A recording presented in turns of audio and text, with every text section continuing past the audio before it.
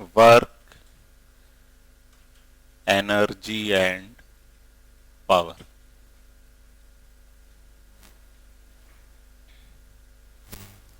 Work, energy and power.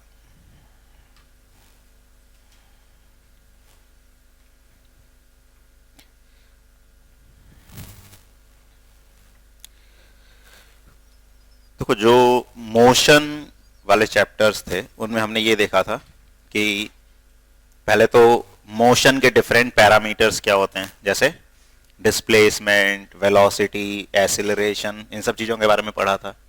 फिर हमने ये देखा था कि फोर्स क्या करता है, बॉडी को एक्सीलरेट कराता है, और फोर्स किसके बराबर होता है, मास इनटू एक्सीलरेशन के बराबर आ जाता है। क्या डेफिनेशन वैसे force is equal to mass into acceleration होती है? क्या होती है? पुश और पुल। और मैथमेटिकली कुछ और पढ़ा था या यही पढ़ा है, force is equal to mass into acceleration? Momentum की टर्म्स में कुछ पढ़ा था क्या? हाँ, तो फोर्स क्या होता है, it is the rate of change of momentum, और वो इफेक्टिवली किसके बराबर आ जाता है, मास इनटू एक्सीलरेशन के बराबर आता है। अब हम अपनी जनरल लाइफ में बात करते हैं वर्क कि हमने बहुत काम किया, ठीक है ना। अब साइंस में या फिजिक्स में वर्क को कैसे डिफाइन किया जाता है या क्या मतलब है, तो पहले तो हमको वो समझना है। तो नॉर्मली जो हम काम बोलते हैं, हमने काम किया, वर्क किया, थोड़ा सा फिजिक्स में डिफरेंट होता है। जैसे मान लो तुम यहाँ पे 10 किलो का वेट उठा के खड़े हुए हो दिन भर, तुम थक जाओगे पूरी तरह, है ना, बोलोगे आज तो बहुत काम किया है यार इतना, तो क्या हम बोलेंगे वर्क हुआ? कुछ नहीं बोलेंगे। मान लो तुम यहाँ आके इस दीवार को धक्का दे रहे हो, देते रहे सुबह से शाम तक, थक गए, पूरी एनर्जी लॉस हो गई, तो तुमने कुछ काम किया? नहीं किया। तो कहने को तो बोलते हैं ना हमने बहुत काम किया। या तुम बैठ के पढ़ाई कर रहे हो, कुछ भी कर रहे हो, तो तुमने बहुत ज्यादा काम किया, ऐसा लग कि बहुत हार्ड वर्क कर रहे हैं, है ना। तो हम साइंस के टर्म्स में उसको ऐसे नहीं डिफाइन करते। फिर कैसे डिफाइन करते हैं,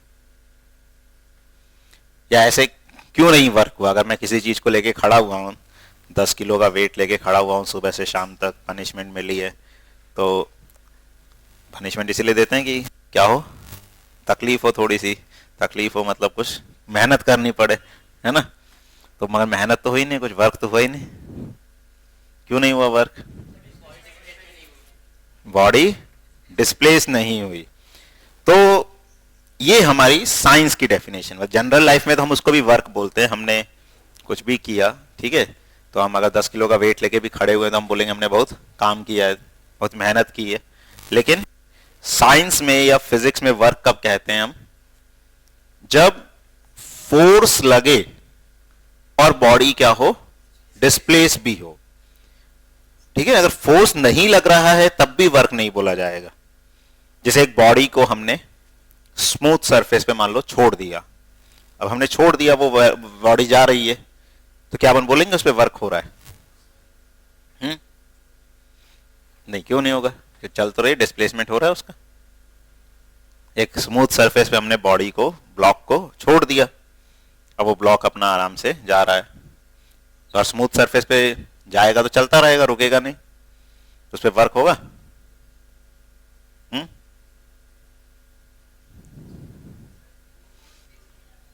फोर्स फोर्स नहीं लगे, फ्रिक्शन तो है ही नहीं, स्मूथ सरफेस लेस सरफेस है, तो भी वर्क नहीं होगा।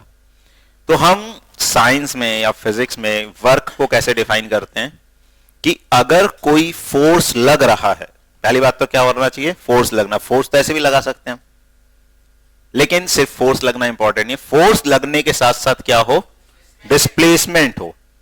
किसका? उस बॉडी का जिस पे फोर्स लगा। ऐसे नहीं मैंने फोर्स इस पे लगाया दूसरा चल दिया वहां से, ठीक है ना, तो ऐसा नहीं। तो जिस बॉडी पे हमने फोर्स लगाया, उस बॉडी का अगर डिस्प्लेसमेंट हो रहा है तो हम क्या बोलेंगे, वर्क हुआ है, ठीक है। तो लिखो, वर्क लिखो,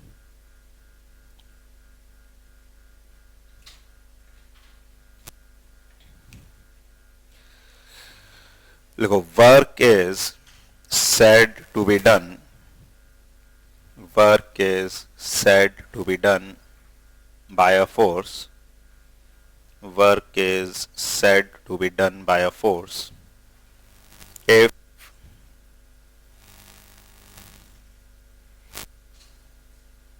force acts on the body, if the force acts on the body and the body displaces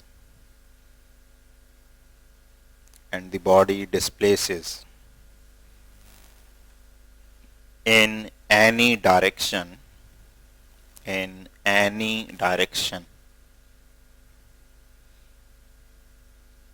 except perpendicular to the force,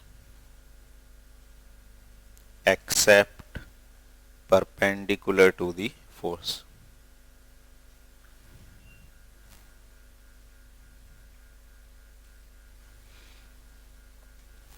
ठीक है, देखो इसको भी अपन समझते हैं कि वर्क होता है जब फोर्स लगता है और डिस्प्लेसमेंट होता है, किसी भी डायरेक्शन में डिस्प्लेसमेंट हो लेकिन परपेंडिकुलर नहीं होना चाहिए। परपेंडिकुलर इन द सेंस जैसे एक ऑब्जेक्ट है,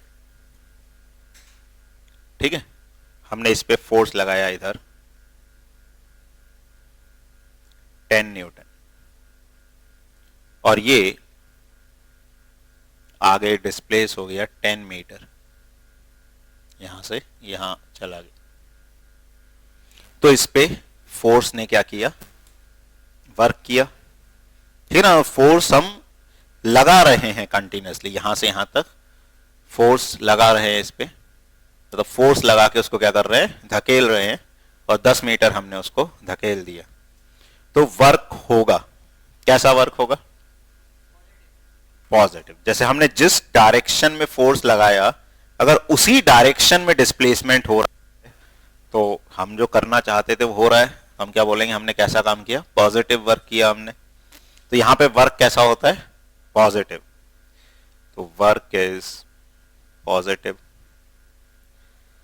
ठीक है ना। किस पे वर्क, वर्क ऐसे बोल सकते हैं, work done by the force या work done on the object, work done on the object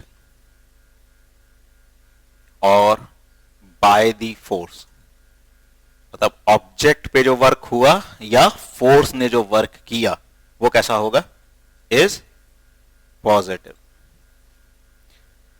positive work होगा। अच्छा, अब इसका जो फॉर्मूला अपन देखें तो यहां पे वर्क क्या हो जाता है एक्चुअली, फोर्स इनटू डिस्प्लेसमेंट। ऐसे केस में अगर हम देखें तो उसको सीधे हम क्या लिख सकते हैं, फोर्स इनटू डिस्प्लेसमेंट। अगर फोर्स हम जिस डायरेक्शन में लगा रहे हैं उसी डायरेक्शन में डिस्प्लेसमेंट हो रहा है तो कितना वर्क हो जाएगा यहां पे,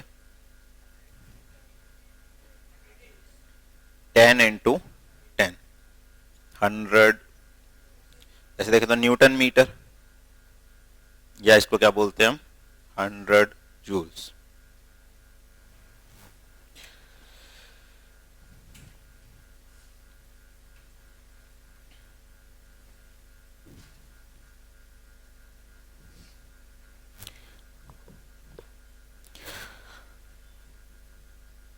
तो यहां से वर्क की एसआई यूनिट के बारे में भी हम देख सकते हैं। तो एसआई यूनिट क्या होगी वर्क की, तो वैसे हम देखें तो न्यूटन मीटर बोल सकते हैं या जूल्स।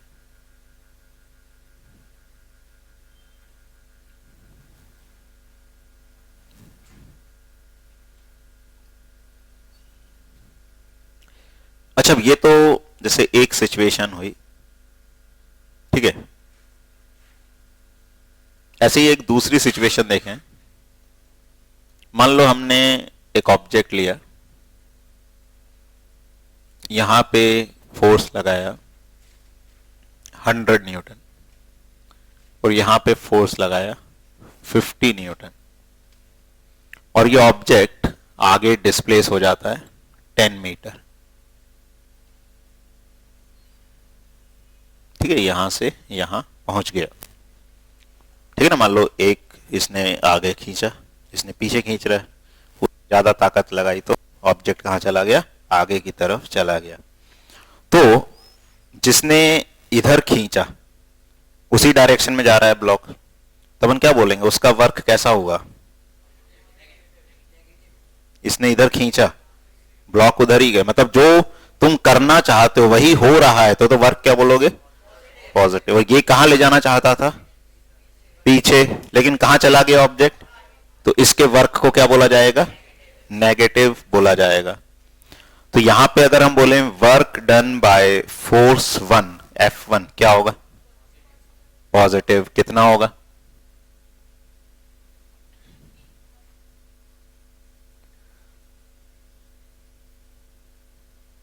F1 का वर्क कितना होगा?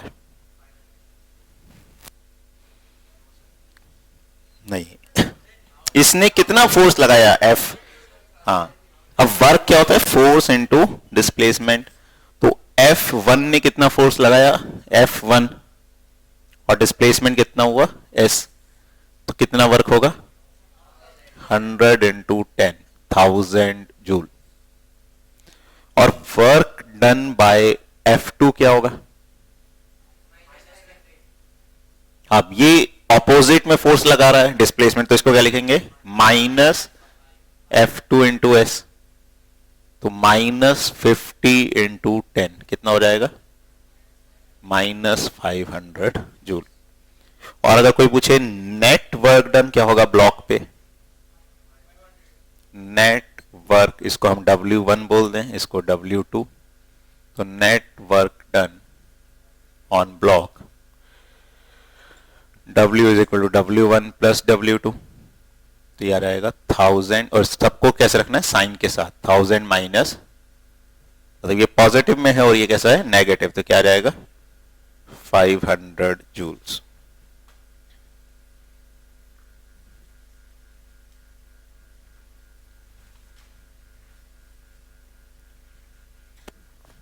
ठीक है, इसमें कोई दिक्कत किसी को?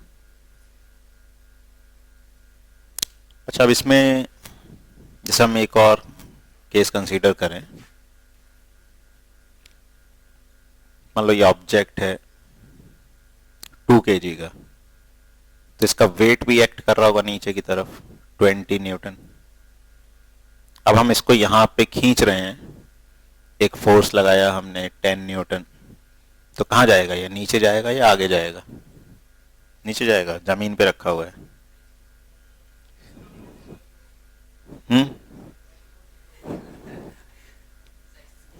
तो इधर तो जाएगा नहीं, इधर जाएगा।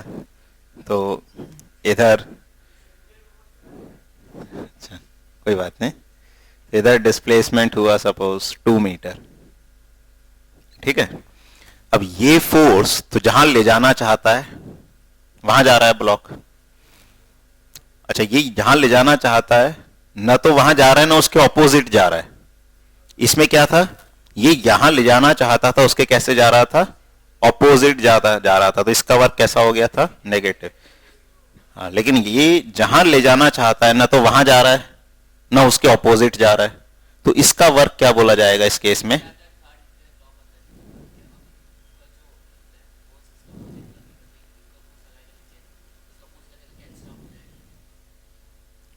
नहीं, वो डिफरेंट चीज है, वो अलग चीज है।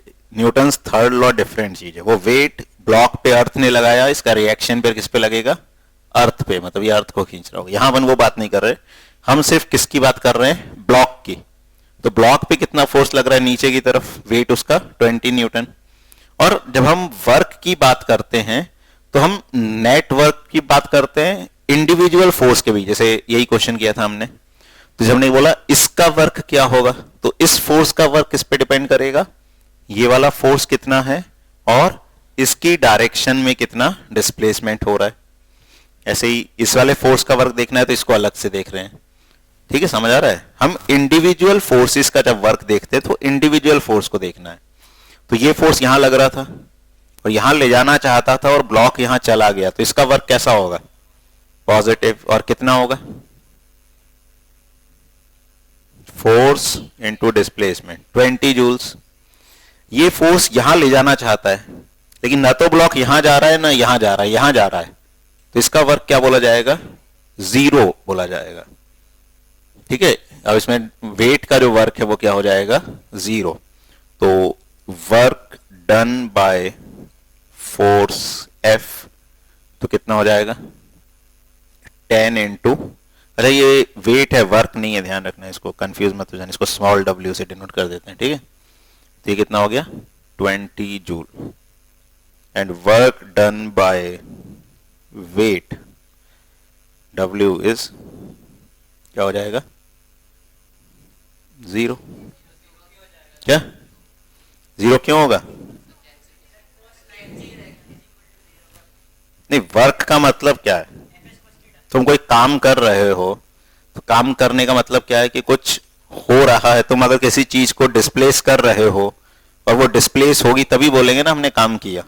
मतलब फिजिक्स के टर्म्स में अब तुम एक बड़े से ब्लॉक को जाके धक्का दे रहे हो, सुबह से शाम तक देते रहे, पसीने पसीने हो गए, ठीक है ना, बेहोश हो गए, लेकिन कोई आके तुमको पैसे देगा उसके?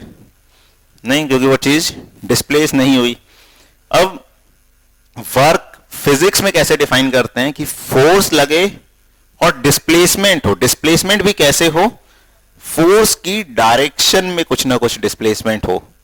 तो अब यहां पे फोर्स तो ऐसे लग रहा है, लेकिन इसके डायरेक्शन में कोई डिस्प्लेसमेंट नहीं हो रहा है। डिस्प्लेसमेंट कैसे हो रहा है? इससे परपेंडिकुलर डायरेक्शन में। मतलब सीधी सी बात है, ये फोर्स कहां ले जाना चाहता था? ऊपर नीचे की डायरेक्शन, मतलब नीचे ले जाता तो पॉजिटिव हो जाता, और अगर ये नीचे ले जाना चाहता है और ब्लॉक ऊपर चला जाए तो वर्क क्या होगा? उसको क्या बोल देते हैं? नेगेटिव। भाई तुम नीचे खींच ले जाना चाहते हो, चीज ऊपर चली गई, तो तुम्हारी जो मेहनत है वो तो और बेकार हो गई ना। और तुमने नीचे ले जाने में मेहनत की और वो चीज ऊपर चली गई, तो तुम्हारा वर्क कैसा हो गया? उसमें नेगेटिव। और यहां पे जाना यहां चाहता, ले जाना यहां चाहता था वेट, लेकिन ऑब्जेक्ट कहां जा रहा है? यहां, तो इसका वर्क क्या बोला जाएगा? जीरो, क्योंकि ना तो वो इसकी डायरेक्शन में गया ना इसके ऑपोजिट डायरेक्शन में गया। ये जस्ट अपन सिंपल ऐसे समझने के लिए भी देख रहे हैं। आ रहा है समझ? तो पहली बात तो वर्क पॉजिटिव भी हो सकता है, नेगेटिव भी हो सकता है और जीरो। अच्छा, और कैसी क्वांटिटी होगी वर्क? स्केलर क्वांटिटी होगी। ठीक है, अच्छा इसमें नेट वर्क डन क्या हो जाएगा इस केस में? 20 हो जाएगा। इसका 20, इसका 0, क्या हुआ? 20। हाँ, न्यूटन मीटर बोल दो या जूल्स बोल दो, एक ही बात है। तो नेट इज 20 जूल।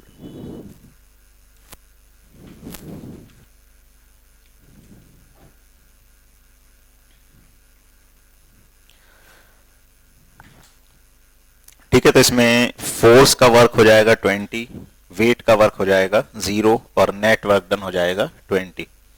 अच्छा, इसमें ये कुछ पॉइंट्स लिख लो। Work is a scalar quantity, work is a scalar quantity. ठीक है, तो वर्क स्केलर क्वांटिटी है। It can have positive, negative और zero value. It can have positive, negative और जीरो वैल्यू। ठीक है, तो वर्क स्केलर क्वांटिटी होती है और इसकी वैल्यू पॉजिटिव, नेगेटिव, जीरो कुछ भी हो सकती है। ऐसा यूनिट ऑलरेडी हमने लिख ली, क्या होती है? न्यूटन मीटर या जूल्स।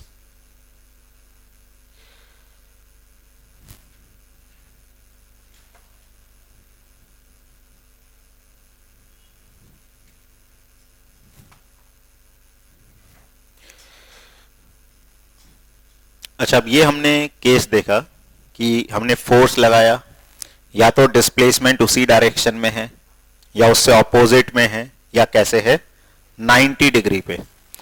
अब इन जनरल वर्क को कैसे डिफाइन करते हैं कि अगर फोर्स लग रहा है और अगर एंगल पे भी फोर्स लग रहा है तो फिर उस एंगल पे वर्क डिपेंड करता है। तो जो जनरल फॉर्मूला होता है वर्क का, तो लिखो, in general work done by a force is defined as in general, work done by a force is defined as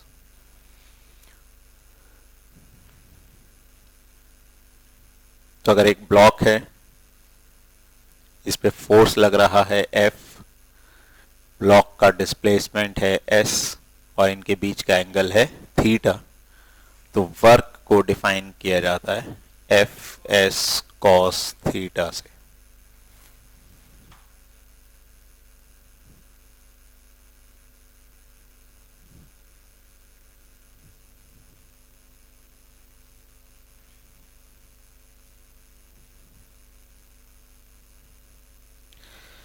अच्छा, अब इसमें कॉस की वैल्यूज पता होनी चाहिए हमको, पता है क्या होती है?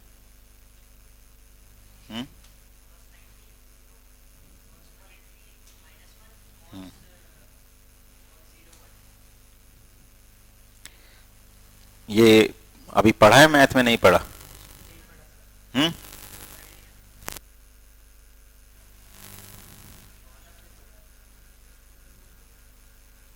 तो अगर हम एंगल की बात करें और कॉस थीटा, तो अगर एंगल मेजर, हमको ये एंगल ध्यान रखने होते हैं, 0 degree, 30 degree, 45 degree, 60 degree, 90 degree और चाहो तो एक और 180 डिग्री भी लिख लो, अभी इतने ही सफिशिएंट है।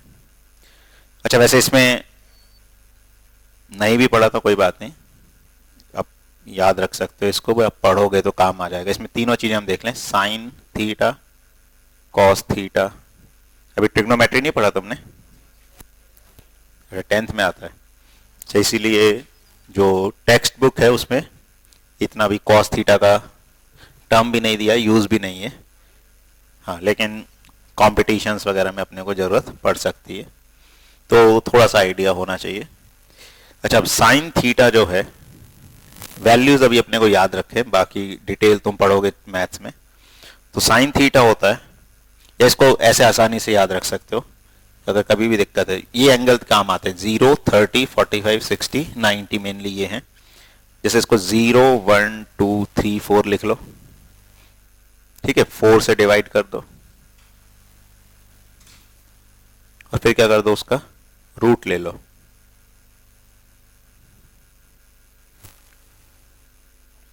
ठीक है, तो 0/4 क्या होगा? 0, 0 का रूट क्या होगा? 0। 1/4, 4 का रूट क्या होता है? 2, तो क्या आ जाएगा? 1/2। 2 से 4 कटेगा, 2 बचेगा, तो ये कितना आ जाता है? 1/√2। ये √3 और 4 का रूट कितना आ जाएगा? 2। 4/4 1, 1 का रूट 1। तो ये वैल्यूज होती हैं, तो वैल्यूज भी याद रख सकते हो या ऐसे आसानी से निकाल सकते हो। 0, 1, 2, 3, 4 लिख लो, 4 से डिवाइड कर दो और उसका रूट ले लो, तो ये वैल्यूज आ जाएंगे।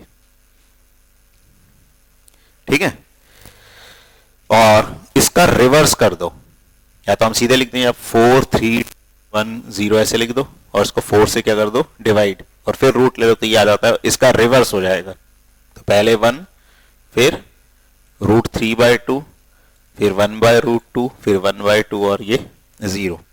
अच्छा, जो tan थीटा होता है, ये दोनों का रेशो होता है, sine theta upon cos theta का रेशो होता है। तो इन दोनों का रेशो करोगे तो 0/1 क्या हो जाएगा? 0। 1/2 अपॉन √3/2, ये हो जाता है 1/√3। 1/√2 अपॉन 1/√2 1। √3/2 अपॉन 1/√2 इज √3, और ये नॉट डिफाइंड या इंफिनिटी भी बोल देते हैं, 1/0। अच्छा, 180 डिग्री में साइन थीटा हो जाता है 0, ये हो जाता है -1 और ये हो जाता है 0।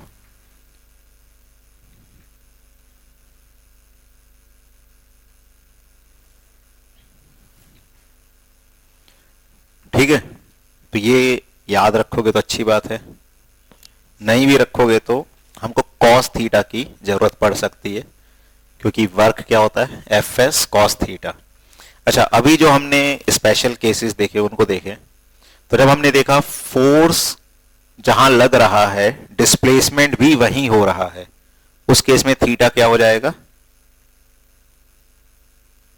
अगर फोर्स इधर लग रहा है और डिस्प्लेसमेंट भी इधर हो रहा है तो थीटा क्या हो जाएगा? 0 डिग्री, क्योंकि ये एंगल 0 डिग्री हो जाएगा, है ना। जब दोनों चीजें क्या हो जाएंगी? पैरेलल हो जाएंगी सेम डायरेक्शन में, तो उसको क्या बोलते हैं? तो इस केस में थीटा क्या हो जाएगा? 0। तो F S cos 0 degree, cos 0 degree कितना होता है? 1। तो वर्क क्या हो जाएगा? F into S. अगर फोर्स ऐसे लग रहा है और डिस्प्लेसमेंट ऐसे हो रहा है, या इसका ऑपोजिट हम देख लें, मतलब वेक्टर क्वांटिटी, साइन नहीं भी लगाओ तो कोई दिक्कत नहीं, जो हमने केस देखा था, अगर फोर्स इधर लग रहा है और डिस्प्लेसमेंट इधर, अब इसमें क्या होता है? दोनों एक ही लाइन के लॉन्ग, लेकिन कैसे हैं? ऑपोजिट डायरेक्शन में। तो जब ऑपोजिट डायरेक्शन में तो एंगल क्या बोला जाता है? 180 डिग्री। तो यहां पे एंगल क्या हो गया? 180 डिग्री। तो कॉस 180 डिग्री कितना होता है? -1। तो वर्क क्या हो जाएगा? माइनस एफ एस के बराबर, ठीक है ना। तो यहां पे वर्क हो जाएगा एफ एस, यहां पे वर्क हो जाएगा माइनस एफ एस। और अगर फोर्स ऐसे लग रहा है, डिस्प्लेसमेंट इधर हो रहा है, तो एंगल कितना हो गया? 90। कॉस 90 कितना होता है? तो वर्क कितना हो जाएगा? 0। ठीक है। तो अगर फोर्स और डिस्प्लेसमेंट सेम डायरेक्शन में है तो वर्क कैसा होगा? पॉजिटिव। फोर्स और डिस्प्लेसमेंट ऑपोजिट डायरेक्शन में है तो वर्क कैसा होगा? नेगेटिव। और अगर दोनों के बीच का एंगल 90 डिग्री है तो वर्क क्या हो जाएगा? 0। ठीक है। तो 0 कब होता है वर्क? मेनली या तो फोर्स ही 0 हो जाए, तो एक्चुअली वर्क में 3 चीजें आ रही हैं, तो वर्क कब 0 हो सकता है? या तो फोर्स 0 हो जाए, या डिस्प्लेसमेंट 0 हो जाए, या अगर फोर्स भी लग रहा है डिस्प्लेसमेंट भी हो रहा है तो थीटा कितना हो जाए? 90 डिग्री हो जाए, तो भी वर्क क्या हो जाएगा? 0 हो जाएगा। आ रहा है समझ?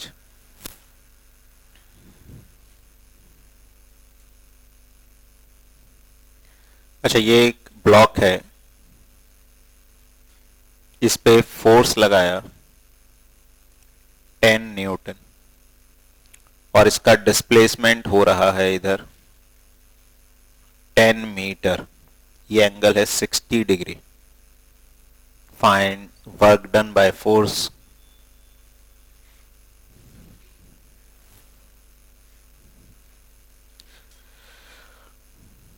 तो वर्क होगा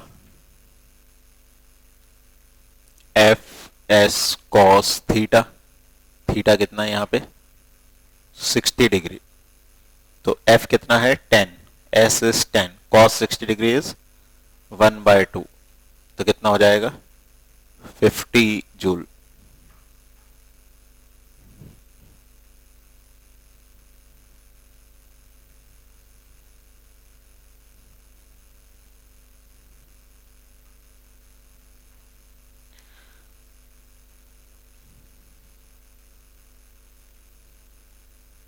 अच्छा, ये फोर्स लगाया हमने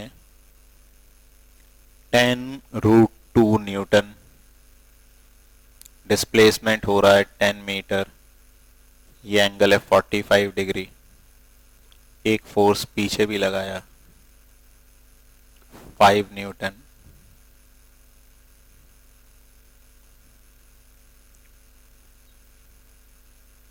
find work done bye F1, find work done by F1,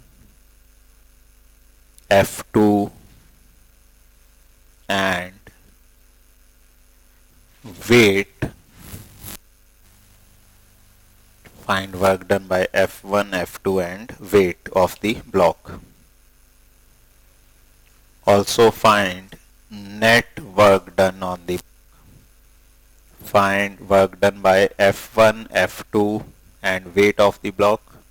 Also find net work done on the block.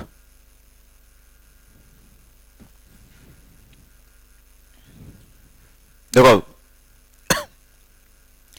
अब इसमें F1 का जो वर्क होगा, वर्क डन बाय F1, इसको W1 बोल दें, तो ये हो जाएगा F1s cos 45 डिग्री।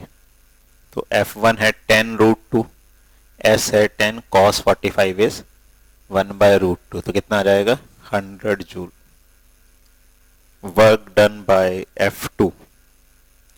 अब F2 पीछे लग रहा है और डिस्प्लेसमेंट आगे हो रहा है, तो उसका वर्क हम सीधे क्या लिख सकते हैं, -F2s। तो -F2 कितना है 5, S कितना है 10, -50 joule. Work done by weight, तो वेट कहां लग रहा होगा, नीचे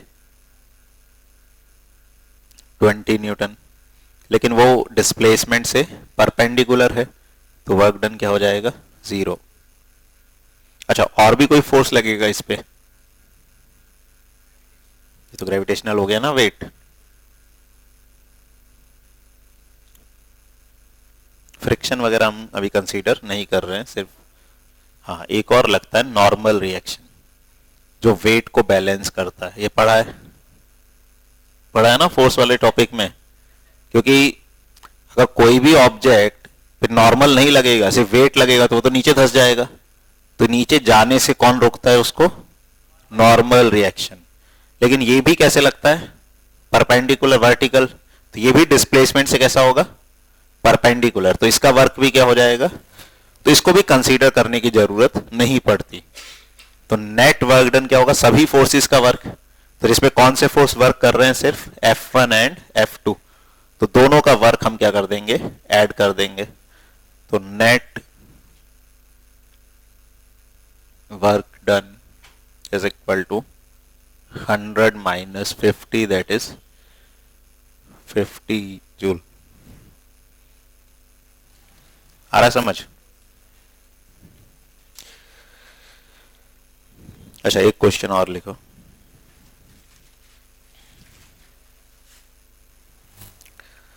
A block of mass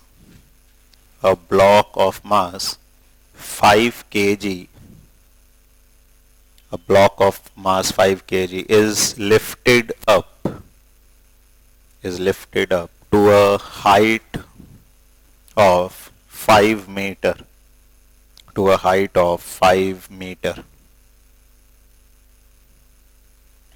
Find work done by gravity in this process. Find work done by gravity in this process. G को 10 लेना है, ठीक है। एक ब्लॉक को 5 मीटर ऊपर लिफ्ट किया, तो ग्रेविटी का वर्क क्या होगा।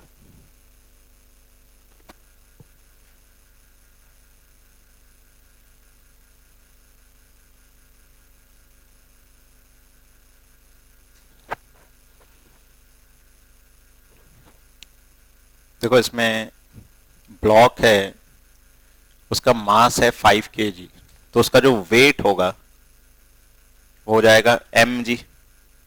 5 इंटू जी को 10 लेना है, कितना हो गया 50। तो देखो वेट तो नीचे ही लगेगा, चाहे ऑब्जेक्ट को ऊपर ले जाओ चाहे नीचे ले जाओ, वेट तो कहां लग रहा है, नीचे ही लगे, क्योंकि अर्थ तो अपनी तरफ खींच रही होगी, और अर्थ खींच रही है इसीलिए अपने को मेहनत करनी पड़ेगी उसको ऊपर ले जाने में। तो वेट नीचे लग रहा है, हम इसको पकड़ के कहां ले जा रहे हैं, ऊपर। कितना ऊपर ले गए, 5 मीटर ऊपर ले गए। अब ये डिस्प्लेसमेंट हो गया, तो फोर्स कहां लग रहा है ग्रेविटी का, नीचे, और डिस्प्लेसमेंट कहां हुआ, ऊपर। तो दोनों ऑपोजिट डायरेक्शन में है, तो वर्क कैसा होगा, नेगेटिव। तो work done by gravity is minus force कितना हो गया 50 न्यूटन इनटू डिस्प्लेसमेंट। माइनस इसलिए क्योंकि डायरेक्शन कैसी है, ऑपोजिट, तो कितना हो गया -250 जूल। या इसको ऐसा भी पूछ लेते हैं कई बार, वर्क डन अगेंस्ट ग्रेविटी। तो जैसे ग्रेविटी ने तो नेगेटिव वर्क किया, तो उसके अगेंस्ट ले जाने वाले को कैसा वर्क करना पड़ेगा। जैसे मैं पकड़ के ले जा रहा हूं ब्लॉक को, तो मुझे तो कहां फोर्स लगाना पड़ेगा, ऊपर, और उतना ही लगाना पड़ेगा जितना ग्रेविटी नीचे लगा रही है। तो ये तो वर्क डन बाय ग्रेविटी हो गया। अगर कोई पूछे वर्क डन अगेंस्ट ग्रेविटी क्या होगा, तो वो इसका नेगेटिव आ जाएगा। मतलब ग्रेविटी ने इतना वर्क किया तो उसके अगेंस्ट कितना वर्क करना पड़ेगा, अब इतना ही पॉजिटिव में वर्क करना पड़ेगा, तभी ले जा सकोगे ऑब्जेक्ट को। अगेंस्ट पूछा है तो अगेंस्ट में उतना ही बोल दें, उससे ज्यादा करोगे तो वो बस काइनेटिक एनर्जी की फॉर्म में स्टोर हो जाएगा, वो बना सकते हैं। तो अगेंस्ट ग्रेविटी जब पूछा जाता है तो जितना किया अगर उतना ही पॉजिटिव में कर दोगे तो तुम उसको क्या ले जा सकते हो, ऊपर ले जा सकते हो। आ रहा समझिए। तो ऐसे हम वर्क को यूज करते हैं प्रॉब्लम्स में। और ठीक है, तो इतना ही करते हैं आज।